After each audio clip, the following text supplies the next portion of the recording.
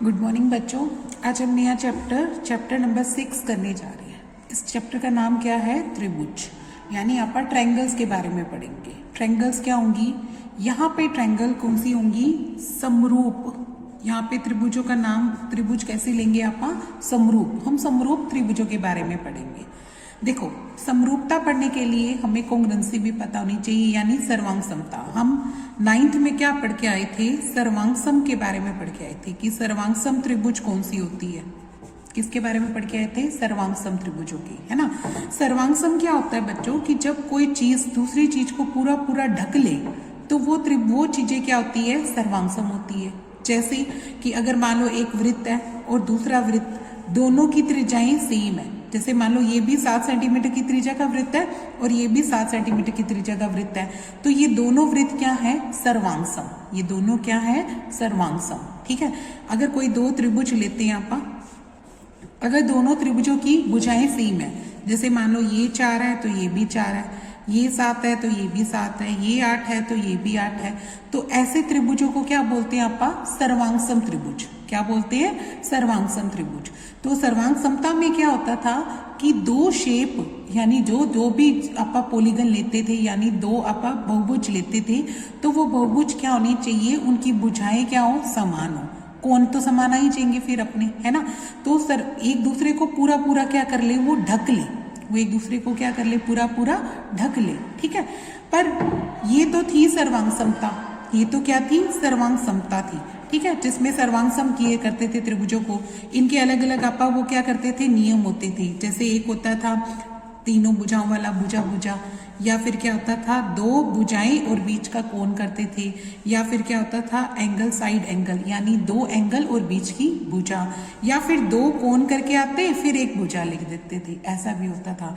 एक होता था आरएचएस। आरएचएस का मतलब 90 डिग्री का कोण होता था, उसके सामने वाली भुजा कर्ण और एक कोई भुजा होती थी। तो इस तरीके से हमने सर्वांग सम किए थे, है ना। तो सर्वांग समता और समरूपता में थोड़ा सा डिफरेंस है। देखो, सर्वांग सम में क्या होती है कि वो चीज पूरी पूरी ढक लेती है, बट समरूपता में क्या होता है कि वो चीज पूरी पूरी ढके, ऐसा कोई जरूरी नहीं है। समरूपता का मतलब होता है कि एक जैसा दिखना।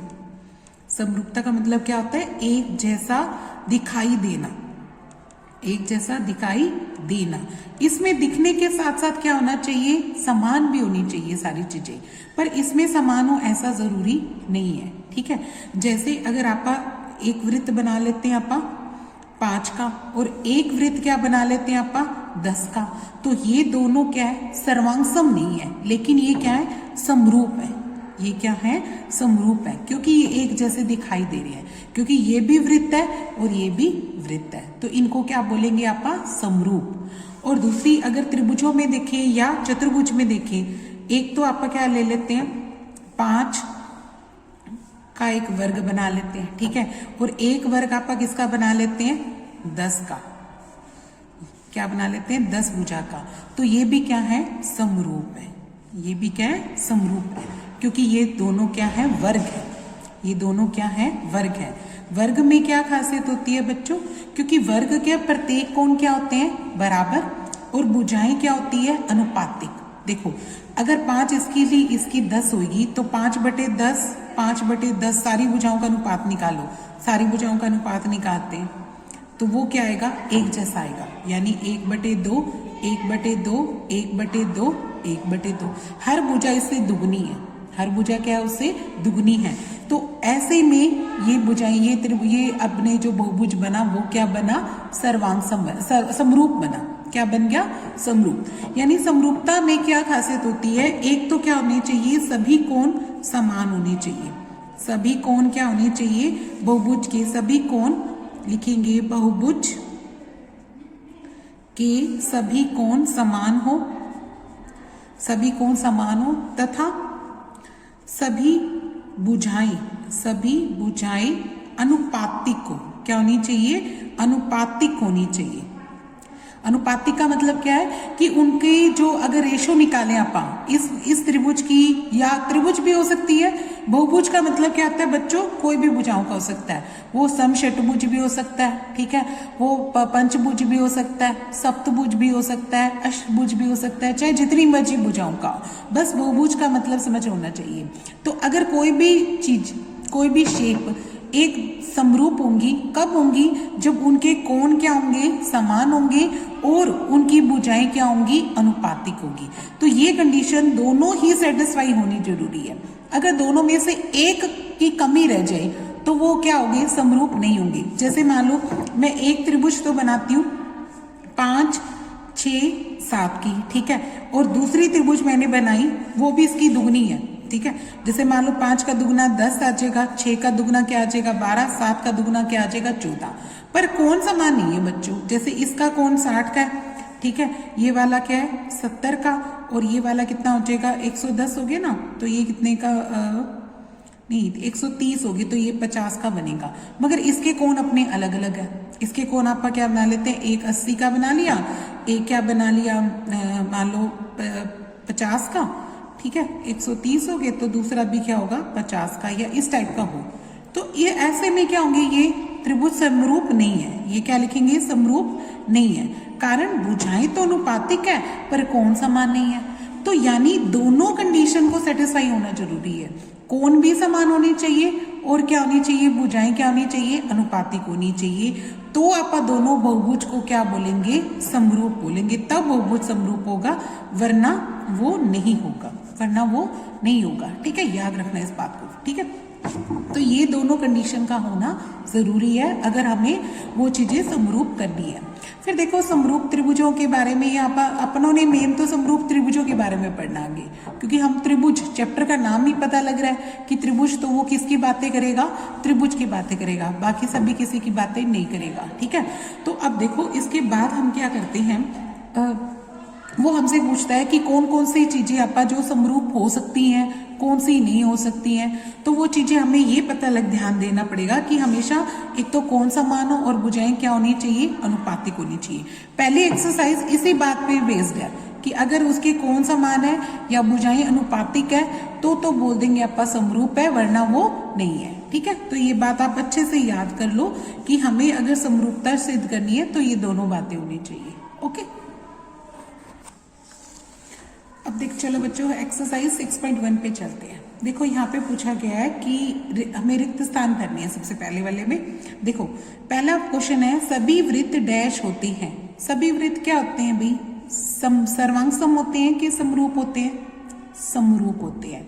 सर्वांग सम क्यों नहीं होते बच्चों, क्योंकि सर्वांग सम में त्रिज्याएं क्या होनी चाहिए, समान होनी चाहिए, पर सभी वृत्तों की समान हो ऐसा तो कोई जरूरी नहीं है। तो वो एक जैसे दिखाई देते हैं, सिर्फ वृत्त क्या दिखाई देते हैं, एक जैसे दिखाई देते हैं। चलो मान, क्योंकि देखो मान लो मैं एक 7 का ले लेती हूँ और एक 15 का ले लेती हूँ, क्या ये एक दूसरे को ढक लेंगे, नहीं ढकेंगे, यानी ये सर्वांग सम नहीं है।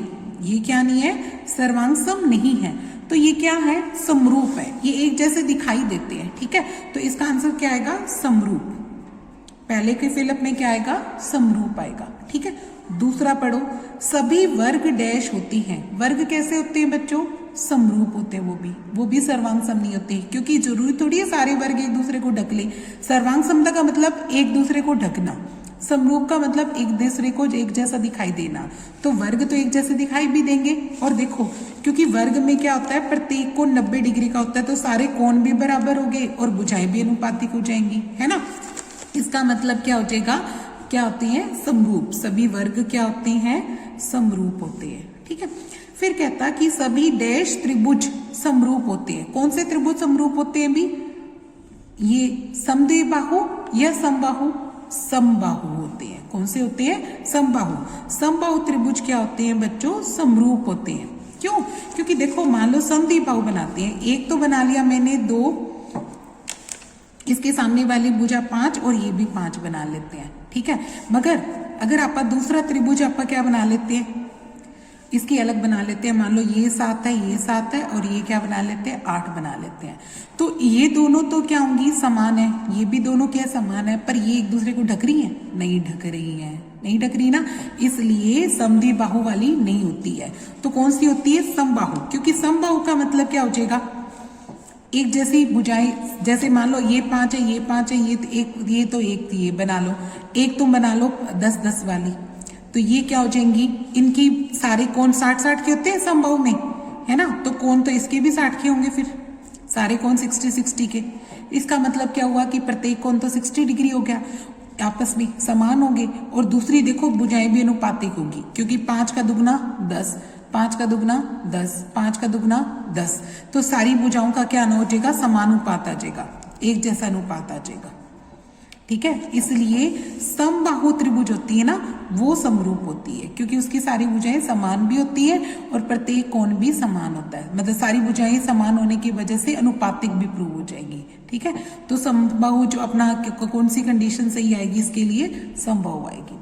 अब देखो, भुजाओं की समान संख्या वाले दो बहुभुज, बहुभुज का मतलब चाहे वो कैसा भी हो, यानी एक मान लो, एक तो आपका क्या ले लेते हैं वर्ग, और दूसरा भी क्या ले लेते हैं वर्ग। ठीक है, दोनों वर्ग आपस में क्या होते हैं, समरूप होते हैं। क्यों, क्योंकि प्रत्येक कोण क्या होगा उनका 90 डिग्री, 90 डिग्री, इसका भी 90 डिग्री, इसका भी 90 डिग्री, है ना। मगर और भुजाएं भी क्या होती है, समानुपाती। मान लो अगर ये 3 का है और ये 7 का है, ये 3 का, 3 का, ये 7-7 का, तो इनका रेशो क्या आया, सेम आया, 3/7, 3/7, 3/7, 3/7। तो सभी भुजाएं अनुपातिक होगी, समानुपाती है ना, देखो, है ना। और प्रत्येक कोण क्या है, 90 डिग्री, तो वो क्या होती है, समरूपता की कंडीशन है ना। तो समरूपता के लिए वो कहता कि एक तो संगत कोण क्या होनी चाहिए, बराबर। तो पहले फिलअप में क्या आएगा, संगत कोण बराबर हो, और उनकी संगत भुजाएं कैसे होनी चाहिए, समानुपाती होनी चाहिए, यानी एक जैसे अनुपात वाली होनी चाहिए। क्या लिखेंगे, समानुपाती। तो समरूपता की कंडीशन को सेटिस्फाई कर गया ना।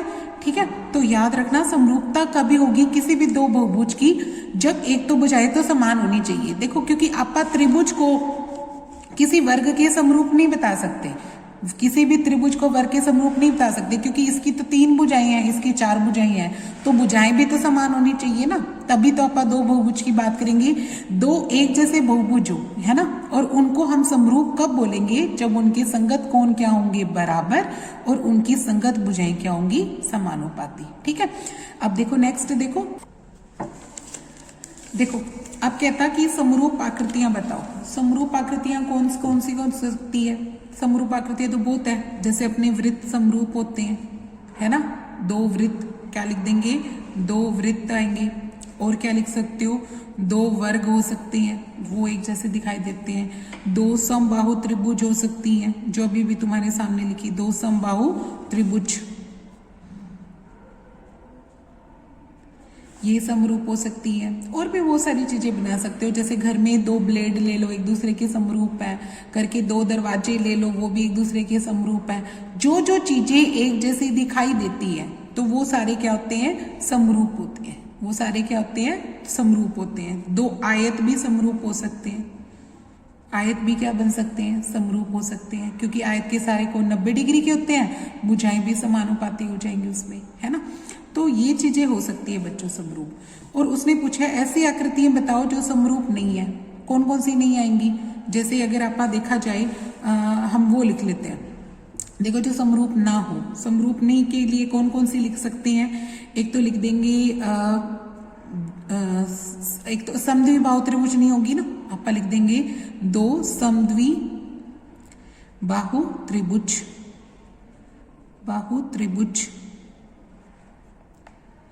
और क्या लिख सकते हैं, 2 समांतर चतुर्भुज लिख सकते हैं, 2 समांतर चतुर्भुज लिख सकते हैं। और क्या लिख सकते हो, 2 विषम बाहु त्रिभुज हो सकती है, विषम बाहु त्रिभुज हो सकती है। ऐसे बहुत सारे एग्जाम्पल लिख सकते हो, आपकी मर्जी है। कोई 2 एग्जाम्पल देने थे, हमने 3 लिख दिए, आपको जो अच्छा लगे वो लिख लेना। ठीक है, नेक्स्ट देखो, इसमें कहता है कि ये जो 2 आकृतियां दी हुई है, क्वेश्चन कहता है ये जो 2 आकृतियां आपको दी है, इनमें ये समरूप है कि नहीं है। तो आप लिखेंगे समरूप नहीं है, क्या लिखेंगे, समरूप नहीं है। कारण बताएंगे फिर आपा, क्या कारण है। देखो इनकी भुजाएं तो अनुपातिक है, 1.5 का दुगना 3, 1.5 का दुगना 3, 1.5 का दुगना 3, 1.5 का दुगना 3, पर कोण नहीं है बेटे, क्योंकि ये क्या है, एक समांतर चतुर्भुज है ना। इसका कोण और इसका कोण बराबर है, नहीं है, नहीं है ना, क्योंकि लिख देंगे क्योंकि P जो है वो बराबर नहीं है A के, Q बराबर नहीं है B के, और R बराबर नहीं है C के, और S बराबर नहीं है D के। ठीक है, क्योंकि कोण समान नहीं है, या सीधा भी लिख सकते हो समरूप नहीं है, क्योंकि कोण, प्रत्येक कोण बराबर नहीं है। लिखेंगे प्रत्येक कोण समान नहीं है। ठीक है, परस्पर समान नहीं है, तो इस वजह से ये क्या है, समरूप नहीं है। तो ये इस तरीके से अपनी एक्सरसाइज कंप्लीट होती है यहाँ पे। ओके, नेक्स्ट देखो बच्चों, एक्सरसाइज 6.2 करने से पहले हम एक प्रमेय करने जा रहे हैं। देखो इस प्रमेय को थेल्स प्रमेय भी बोलते हैं, या फिर क्या बोलते हैं, आधारभूत समानुपातिक प्रमेय। ठीक है, आपके पास बुक में, पेपर में या तो आधारभूत प्रमेय भी लिखा सकता है, आधारभूत समानुपातिक प्रमेय लिखा सकता है, या थेल्स प्रमेय लिखा सकता है, या ये वर्डिंग आ सकती है। अगर तीनों में से कोई भी चीज आए तो आपने यही प्रमेय करना है, जैसे मैं करके दिखाऊंगी। ठीक है, तो ये किसी तरीके से भी आ सकता है। कई बार तो नाम देके दे देता है, तो अपने को खुद ही लिखना पड़ेगा, और कई बार क्या करता है कि प्रमेय की वर्डिंग दे देता है, ऐसी वर्डिंग लिखी आ जाएगी, तो आपको उसको सिद्ध करना है। तो ये प्रमेय सबसे इंपॉर्टेंट है बच्चों, ये पेपर में बहुत बार आया हुआ है, इसलिए इसको बड़े ध्यान से समझना आपने।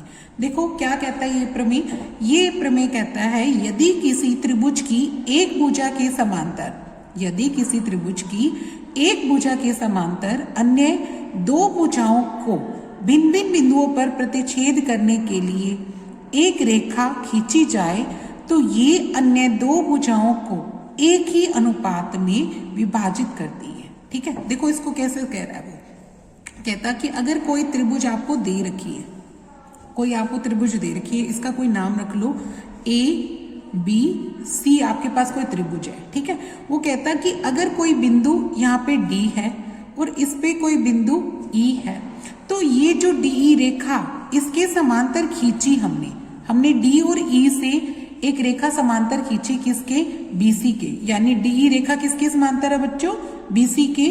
तो ये जो दो भुजाएं बच गई, यानी AB को और AC को समान अनुपात में बांटती है। यानी आपको ये सिद्ध करके दिखाना है AD का DB के साथ, AE का EC के साथ अनुपात क्या होगा, समान होगा। देखो इसमें कैसे लिखेंगी, इसका दिया है, तैयार करते हैं, खुद ही दिया लिखना पड़ेगा, खुद ही प्रूफ लिखना पड़ेगा। देखो क्या दिया हुआ है यहाँ पे कि त्रिभुज ABC में D तथा E, D और E क्रमशः AB, D किस पे है, AB पे, तथा AC पर दो बिंदु हैं, इस प्रकार कि DE किसके समांतर है, BC के। ये D और E ऐसे बिंदु है कि ये रेखा इसके क्या है, समांतर है। समांतर रेखा तो मैं खुद को दे रखी है, उसने दिया है। ठीक है, तो आपको क्या सिद्ध करके दिखाना है,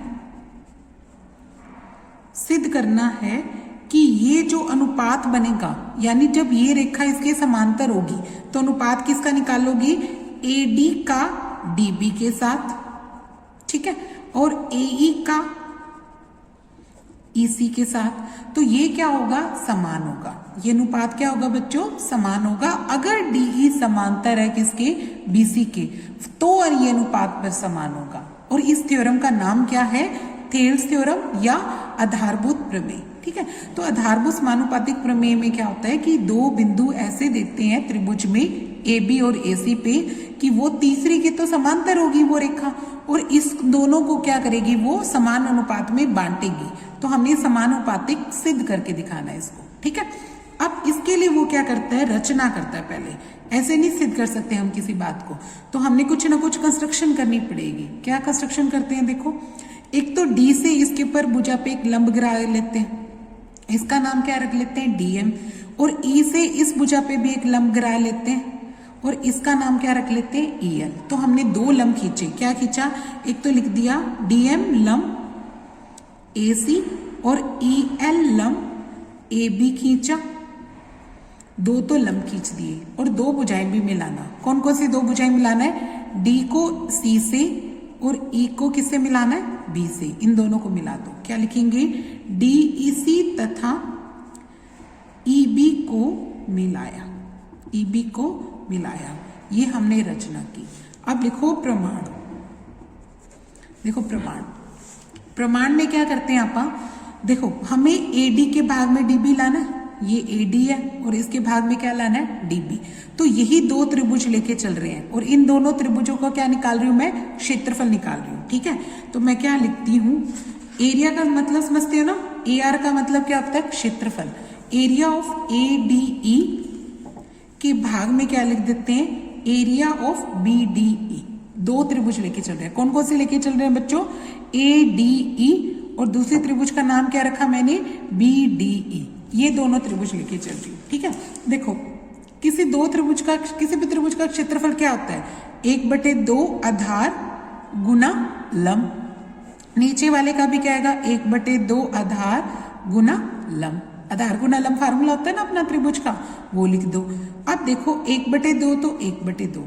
अब इस त्रिभुज का आधार क्या है, ये दिख रहा मुझे, एडी आधार है, दिख रहे ना सबको।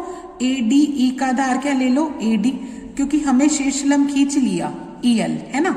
तो अपन 1/2 आधार लिख देंगे एडी और शीर्ष लंब क्या लिख देंगे, ईएल।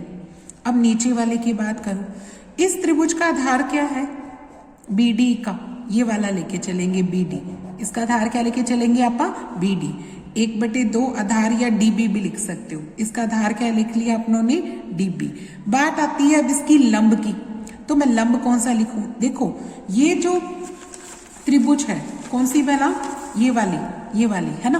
तो देखो आपके पास दो तरीके की त्रिभुज होती है, एक होती है, देखो एक तो मान लो आप ये कौन सी है, न्यून कोण वाली। न्यून कोण का जो शीर्ष लंब होता है बच्चों, वो त्रिभुज के अंदर ही गिरता है, इसके अंदर ही गिर रहा है। मगर एक अगर आप अधिक कोण वाली त्रिभुज लेते हो, अधिक कोण कौन सी है, जैसे ये क्या अधिक कोण है ना, जो 90 डिग्री से क्या है, बड़ा, ये 90 डिग्री से बड़ा। तो इसका शीर्ष लंब अपने को कहां से मिलेगा, क्योंकि यहां से मुझे इस भुजा पे लंब गिराना है, तो वो मेरी त्रिभुज के अंदर नहीं जाएगा, क्योंकि मुझे इसके लिए भुजा क्या करनी पड़ेगी, पहले बढ़ानी पड़ेगी। इस भुजा को क्या करना पड़ेगा, बढ़ाना पड़ेगा। और यहां से लंब खींचना है तो ऐसे खींचा जाता है, पहले इस पे रखो प्रकार और फिर ऐसे गोला बनाओ। तुमने रचना वाले सम किए ना, उसमें देखो हमने शीर्ष लंब खींचा था। यहां से प्रकार रखो, यहाँ पे गोला बनाओ, फिर इधर प्रकार रखो, यहाँ काटो, इस पे प्रकार रखो, यहाँ काटो और एक लाइन गिरा दो। तो ये क्या बनता, अपना शीर्ष लंब होता है। ये क्या बना, शीर्ष लंब। तो ये त्रिभुज के अंदर मिला मुझे, नहीं, ये कहाँ मिला, बाहर। तो इसका शीर्ष लंब बाहर क्यों मिला, क्योंकि इसका अधिक कोण था। अगर ये न्यून कोण होता तो कहाँ मिलता बच्चों, अंदर ही मिलता। ये वाली चीज अंदर बनती है अपने, है ना। तो यहाँ पे अधिक कोण होने की वजह से इसका शीर्ष लंब क्या हो जाएगा, बाहर। तो यहाँ पे देखो अपने पास जो ये पिक्चर है, इसका आधार तो ये रहा, बट इसका शीर्ष लंब क्या है, ई से इस तक की दूरी, तो वो इसको बढ़ा दो, यानी शीर्ष लंब ई एल ही आएगा। इसका शीर्ष लंब क्या आ जाएगा, ई एल। तो यहाँ पे शीर्ष लंब क्या लिख दो, ई एल। ठीक है, क्योंकि 1/2 लिख दिया, आधार भी लिख दिया, लंब लिखना था तो लंब दोनों का एक जैसा आ जाएगा, क्योंकि ये क्या है, अधिक कोण है ना। तो अधिक कोण वाले का त्रिभुज का शीर्ष लंब बाहर मिलेगा अपने को। ठीक है, तो यही शीर्ष लंब हो गया। 1/2 से 1/2 कट गया, ई एल से ई एल कट गया। तो तुमने क्या निकाल दिया, area of A D E भाग में area of B D E किसके बराबर आ गया, ए डी के बटे में क्या आ गया, डी बी आ गया। इसको इक्वेशन नंबर 1 बना लो, बना ली। अब दोबारा लेके चलेंगे आप एक क्षेत्रफल, मुझे ए बटे ए सी भी चाहिए ना, तो उसके लिए मुझे कौन सी लेके चलनी पड़ेगी, ये वाली ए डी ई। और दूसरी त्रिभुज का नाम क्या आ जाएगा, ई डी, मतलब अपना ए डी ई लिखा है, तो अब अपना क्या नाम लिख लेते हैं, सी डी ई ले लेते हैं। ठीक है, तो यहाँ पे लिखेंगे area of A D E भाग में area of C D E. इसकी बात करते हैं। त्रिभुज का क्षेत्रफल वही 1/2 आधार गुना लंब, 1/2 आधार गुना लंब लिखो। अब देखो 1/2 तो 1/2। ADE का आधार क्या ले लो, AE, इसका आधार क्या ले लो, AE, और लंब क्या आएगा, DM। आप लिखेंगे AE और लंब क्या लिख देंगे, DM। अब दूसरी वाले का भी देखो आधार क्या आ जाएगा, ये वाला आधार लेना, क्योंकि आपको EC लाना है ना भाग में, तो आप क्या लिखेंगे, AEC। और इसका लंब भी कहाँ मिलेगा बच्चों, बाहर, क्योंकि ये भी देखो क्या है, अधिक कोण त्रिभुज है, तो अधिक कोण का लंब कहाँ मिला, बाहर मिला, तो इसका लंब भी क्या आ जाएगा, DM आ जाएगा। ठीक है, इसका लंब भी क्या कर दिया, DM। 1/2 से 1/2 कट गया, DM से DM कट गया, तो तुमने क्या सिद्ध कर दिया कि एरिया ऑफ ADE भाग में एरिया ऑफ CDE किसके बराबर आ गया, AE के भाग में क्या आ गया, EC आ गया। इस इक्वेशन को क्या ले लो, 2। तुमने ये दोनों बराबर करनी है ना, आंसर में क्या करना है, इन दोनों को समान दिखाना है। तो अगर ये दोनों बराबर करनी है, यानी राइट साइड बराबर करनी है, तो लेफ्ट भी बराबर होनी चाहिए। पर देखो यहाँ से ADE तो सेम है, पर ये तो सेम नहीं है, तो ये भी समान होंगे। कैसे समान होंगे, अब देखो, अब इसमें अपन 9th की थ्योरम डाल रहे हैं। ठीक है, 9th में अपना ने 9वां चैप्टर पढ़ा था, उसमें क्या पढ़ा था कि अगर दो रेखाएं समांतर, दो रेखाएं क्या है, समांतर है, तो एक आधार फिक्स कर लो, एक आधार फिक्स कर लो। इस आधार पे तुम जितनी भी त्रिभुज बनाओगे, जैसे जितनी भी त्रिभुज होंगी, ये मैंने बनाई, तो इन सभी त्रिभुजों का क्षेत्रफल क्या होता है बच्चों, समान। कारण क्योंकि ये दोनों रेखाएं क्या है, समांतर है। ठीक है, तो समांतर रेखाओं के बीच एक आधार पर त्रिभुजों का क्षेत्रफल क्या होता है, समान होता है, चाहे जितनी मर्जी बनाएंगे। तो यहाँ पे भी देखो, हमें कह रहा है क्वेश्चन में कि DE किसके समांतर है, BC के। हमने बोला था ना, यहाँ पे देखो, ये जो रेखा थी DE, वो किसके समांतर थी, BC के। तो एक आधार DE बना लो। ठीक है, लिखेंगे अगर DE किसके समांतर है, BC के, तथा आधार DE पर, ठीक है, आधार क्या ले लो, DE पर, तो BDE का क्षेत्रफल किसके बराबर आ जाएगा, CDE के, क्योंकि एक आधार DE पे दो त्रिभुज बना रखी है मैंने।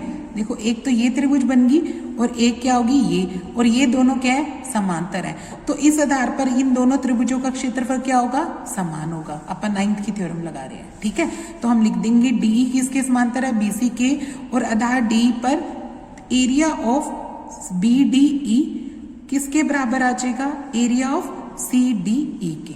पर इसका कारण लिखेंगे आप, समान आधार तथा समांतर रेखाओं के बीच, दो समांतर रेखाओं के बीच बने त्रिभुजों का क्षेत्रफल समान होता है। ठीक है, ये कारण लिखेंगे। इस चीज को नाम क्या दे दो, 3 दे दो। इस इक्वेशन का नाम क्या दे दो, 3 दे दो। फिर लिखो समीकरण 1, 2 और 3 से तुमने क्या सिद्ध कर दिया। देखो ये दोनों में क्या कमी थी, बस इसकी कमी थी, है ना। अगर मैं ये दोनों बराबर कर दूं, यानी 3 का प्रयोग इन दोनों में कर दूं, तो ये क्या हो जाएगा, ये वाली चीज इसके बराबर होगी, क्योंकि ये वाले साइड अपनी बराबर हो जाएगी ना। तो आप ये लिख देंगे कि इससे ये पता लग गया कि AD का DB के साथ और AE का EC के साथ अनुपात क्या हो गया, समान हो गया। तो यही से बात सिद्ध करनी थी बच्चों अपने को, है ना। तो हमें बस अब याद रखेंगे कि जब भी अपने को कोई भी दो त्रिभुज देगा, वो जब भी अपने को क्या देगा, दो त्रिभुज देगा, और एक रेखा दूसरी के समांतर होगी, एक रेखा दूसरी की क्या होगी, समांतर होगी, तो ये भुजाओं का अनुपात क्या होगा, हमेशा ये दो क्यों देगा, एक ही देगा ना। किसी भी त्रिभुज में देगा, कोई भी त्रिभुज देगा जब भी, और अपने को ये रेखा इसके समांतर देगा, तो अनुपात भुजाएं क्या हो जाएंगी, समानुपाती हो जाएंगी। भुजाएं क्या हो जाएगी, ये वाली इसका अनुपात इससे लोगे और इसका अनुपात इससे लोगे, तो वो क्या होगा, हमेशा समान होगा। ठीक है, तो इस थ्योरम को आपने 2-3 बार लिख के देखना है अच्छे से। ठीक है भाई। अब अगला प्रमेय देखो बच्चों, इस एक्सरसाइज में हमें एक और प्रमेय भी यूज करना पड़ेगा। ठीक है, वो क्या है, थेल्स प्रमेय का विलोम, यानी जो पिछली थ्योरम है थेल्स, इसका क्या है, उल्टा मतलब कैसे कि इस बार हमें क्या कहता कि अगर एक रेखा हो और यदि एक रेखा किसी त्रिभुज की दो भुजाओं को एक ही अनुपात में विभाजित करे, अनुपात क्या दे रखा हो, सेम हो, तो तीसरी भुजा क्या हो जाएगी, समांतर हो जाएगी। वो तीसरी भुजा की क्या बन जाएगी, समांतर। यानी देखो अपने को क्या कहता कि अगर वही त्रिभुज जैसे ए बी सी है, ठीक है, और डी और ई यहाँ पे दो बिंदु ऐसे दे दिए डी और ई, इस बार अनुपात तुम्हें समान दे रखा है, तो तुम्हें सिद्ध करना है कि ये रेखा किसके समांतर होगी, इस बीसी के, ये सिद्ध करना है। ठीक है, तो आप इसका दिया है, लिखेंगे त्रिभुज ए बी सी में डी तथा ई क्रमशः ए बी तथा ए सी पर दो बिंदु हैं, इस प्रकार कि AD का DB के साथ, AE का EC के साथ अनुपात समान है। तो सिद्ध क्या करना है, हमें सिद्ध करना है कि DE किसके समांतर होगी, BC के, ये सिद्ध करना है। ठीक है, तो लिखेंगे प्रमाण, ये इसके समांतर सिद्ध करनी है, तो आप इसका उल्टा मानते हैं। क्या करते हैं, इसका उल्टा मानते हैं, लिखते हैं कि माना DE BC रेखा के समांतर नहीं है। देखो अगर ये रेखा इसके समांतर नहीं है तो कोई और तो आ सकती है ना, आप खींच सकते हो ना जो इसके समांतर हो। हम एक रेखा के समांतर बहुत सारी रेखाएं खींच सकते हैं, अपना मन करे जितनी मर्जी खींच सकते हैं। तो मैंने क्या किया कि ये अगर इसके समांतर नहीं है तो कोई और आ जाएगी, उसका नाम क्या रख दिया, DE डैश। ठीक है, तो अगर लिखा कि माना DE BC के समांतर नहीं है, इसलिए कोई ना कोई लिखेंगे, कोई ना कोई DE डैश रेखा ऐसी होगी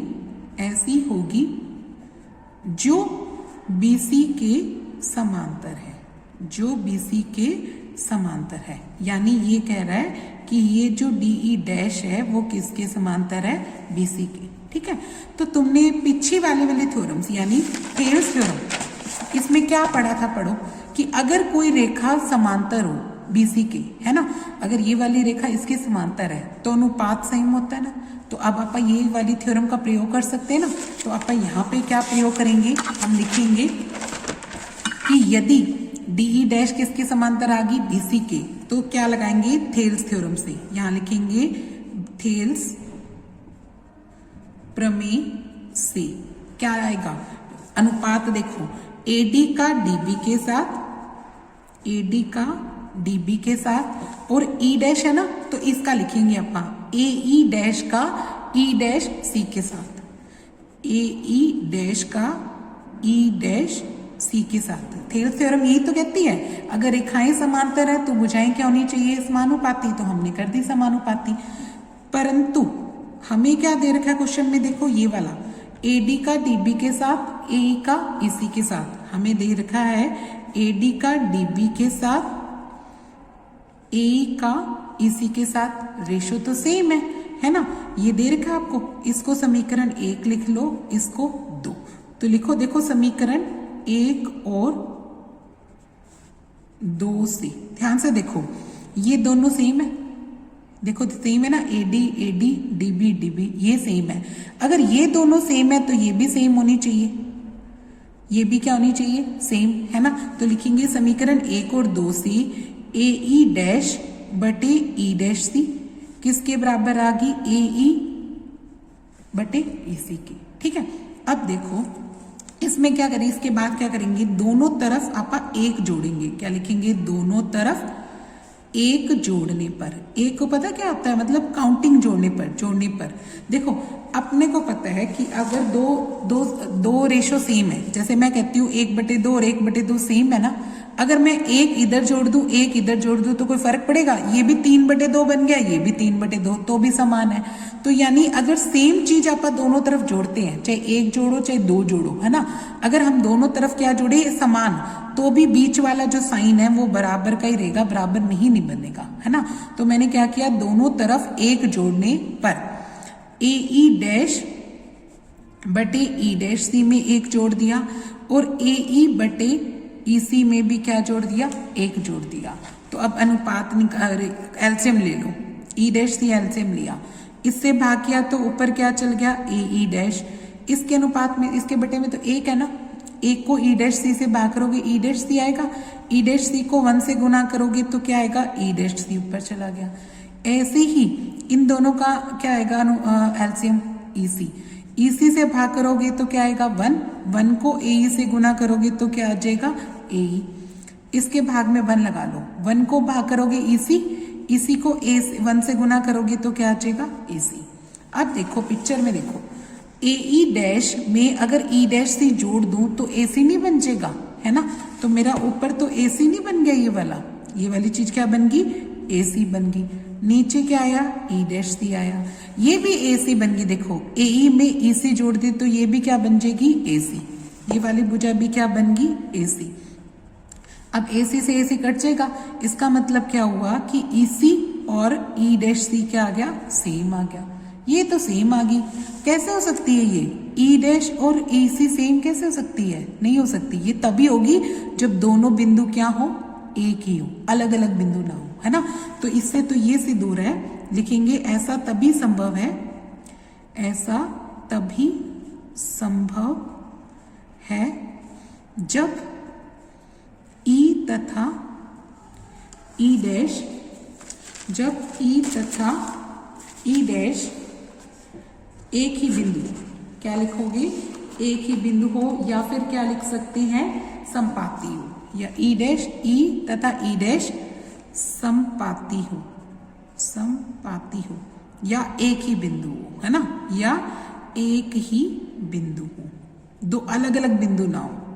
अगर ये दो अलग अलग बिंदु नहीं है बच्चों, एक दूसरे के ऊपर है, तो इसका मतलब तो यही हो गया ना, ये एक ही रेखा बन गई, यानी यही रेखा है जो इसके समांतर है, कोई और रेखा इसके समांतर नहीं आ सकती, ठीक है। तो इससे ये सिद्ध हो रहा है कि ये जो डीई थी वो किसके समांतर है, बीसी के, को नई डी डैश नहीं बना सकते आप जो उसके समांतर आए, ठीक है, सिर्फ यही रेखा को क्या होना पड़ेगा, इसके समांतर होना पड़ेगा, तभी तो ये बात संभव होगी, वरना तो ऐसा नहीं हो सकता, ठीक है। तो अब हमारी एक्सरसाइज शुरू होने से पहले ये 2 थ्योरम होगी, आपने इनको अच्छे से करना है, इनको तैयार कर लो बढ़िया सा, फिर तुम्हें एक्सरसाइज अच्छे से समझ में आएगी, ओके।